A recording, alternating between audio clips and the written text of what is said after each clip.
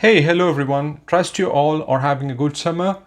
Today we are having a look at Musc Ravageur from the house of Frederic Malle, created by the perfumer Maurice Roucel. Now, as usual, let's have a quick look at the context of how this fragrance came about. Maurice Roucel is highly regarded as one of the best perfumers because of many of his classics. Although I think he can be a bit of a hit or miss, I would say. He would do a very good fragrance such as Musc Ravageur or Iris Silver Mist from the house of Serge Lutens, and turn right in the opposite direction and do a cheap fragrance like a Ferrari or an Adidas release. So I have never understood that. Also, his last best release I would say was before 15 years with Ensolescence by Guerlain. So I don't quite put him in the same high pedestal as some people, but I do enjoy some of his releases. Coming to the house of Frederic Malle, he has done 3 fragrances. Obviously, today we are going to be talking about Musc Ravageur. In addition to that, he has also done Dante Bras and Uncut Gem. Maurice Roucel and Frederic's collaborations have always been around the topic of synthetics, I would say, with Musc Ravageur obviously around musk. With Dante Bras, they experimented with musk and tons of cashmere. With Uncut Gem, they experimented with ambrosanite and a lot of musks once again. Dante Bras, I think, is one of the most underrated releases from the house, so I recommend checking it out. Uncut Gem, though I didn't hate it as much as other people, I was a bit disappointed, I have to say.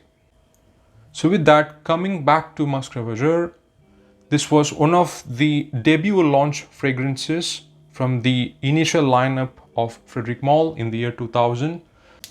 Maurice Roucel was introduced to Frederic Malle by Pierre Bourdon, and when Frederic asked just before the launch of his house if Maurice had any fragrances in his repertoire, apparently Maurice Roucel gave this fragrance to him, which has been a trial and apparently has been rejected by many houses for different briefs. Frederic apparently accepted that with very little modifications, and voila, you have Musc Ravageur. It's been around for a long time. Recently, it even celebrated 20 years, as you could see with this anniversary edition bottle. And it's still one of the most popular releases from the house today, along with the likes of Portrait of a Lady, Cardinal Flower, and so on. The fragrance comes in a classic Frederic Malle bottle with the name of the perfumer and the classic red box. Now, how does this fragrance wear? This one opens with a blast of fresh citrus notes, notably bergamot and mandarin, which were added based on the suggestion of Frederic Malle, as apparently the initial trials were quite rough and went straight to the musky amber component. With the citrus, you also get a mix of warm spices, cinnamon and clove, which is even more prominent. The citrus and spices give it that lift in the initial opening. Soon after that, which the citrus is retreat, a little bit of the lavender comes through the fragrance. For a very short time, in the first 15 minutes or so, there are also hints of classic aromatic components because of the lavender, the spices, and the initial citrus opening. Then soon after, the musk and the amber completely take over, which are the prominent notes, with hints of those spices, cinnamon and clove. The combination of these notes are what lasts for most of the life of the fragrance, I would say. By the time you get to the amber and the musk, the fragrance has this kind of enveloping warmth to it, soft, sensual, and comforting vibe to it. The musk here, I believe, is an accord created by Roucel using a combination of ambrette and synthetic civet, along with some other aroma chemicals, the likes of cashmere, ISO super, and ambroxan, and so on. The muskiness was even more prominent in the vintage versions with an animalic tinge. Now it has been a bit toned down to make it more wearable, or probably because of ingredient restrictions, but the DNA of the fragrance is still intact and still here.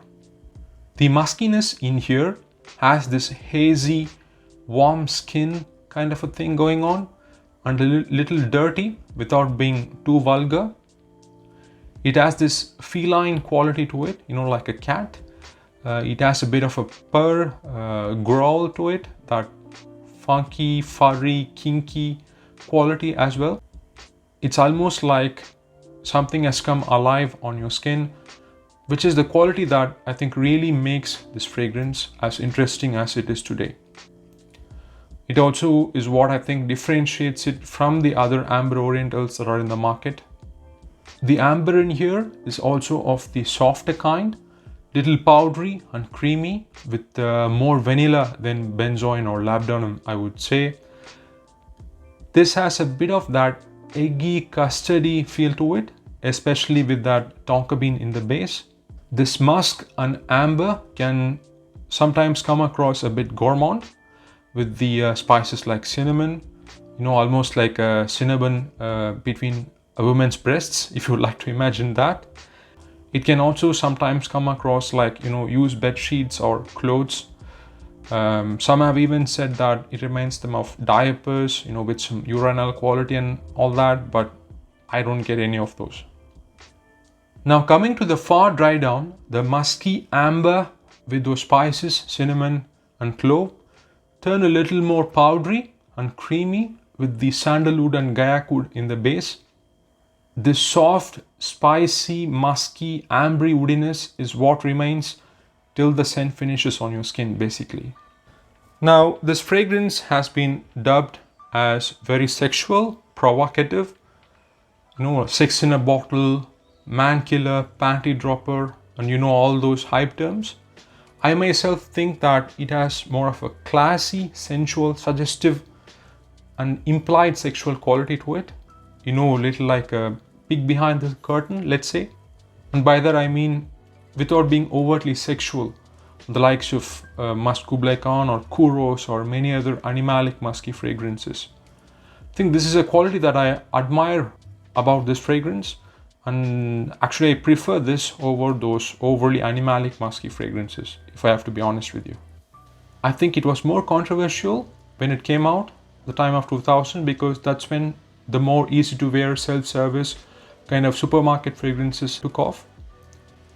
But I think there have been more challenging fragrances in the past. Even now there are more artisanal brands making more authentic animalic musk fragrances which are very punchy and powerful and so on. So looking at it from that perspective, I don't consider this to be as shocking or outrageous as some would consider to be. I also think this is an unisex fragrance. Some find it more masculine, even though it was made with a naked woman's body in the mind, I believe. More of a cold weather scent, I would say, semi-formal occasions, ideal for an indoor, cozy kind of a situation. Although you can tone down the sprays and wear it to even more formal occasions and even more warmer weather, I would say. The performance is good, lasts 7 to 8 hours for me, with a good projection for an hour, and soon after that a softer projection for the next 4 hours or so, after which it sits close to the skin and lasts for 2, 3, 4 hours more. Now, what do I think about it? I myself enjoy this fragrance quite a bit. I think it is still a good fragrance after 20 years. It's going to be almost 25 years now, in fact. The warmth from the musky, ambery facet of this fragrance is the favorite part, I would say. Quite some people consider this to be a masterpiece, even one of the greatest fragrances of all time. I myself, I do not consider it in such high regard, but I still think it is a very good release. In fact, it would not even make my top 5 Frederic Malle, let alone best fragrances of all time list. But I still think it's a very good, interesting, creative release from the house and still relevant today. Some love it for these very reasons, but also some hate it, calling it animalic, old smelling and so on. So it's still a very divisive fragrance, and it's also pricey. So I really recommend that you sample it before you buy. Also, if I would like to add another takeaway from this video, it's also to say that in addition to Musc Ravageur, I also highly recommend that you look into other fragrances from the house, and I think you will be definitely rewarded if you look past these hype releases.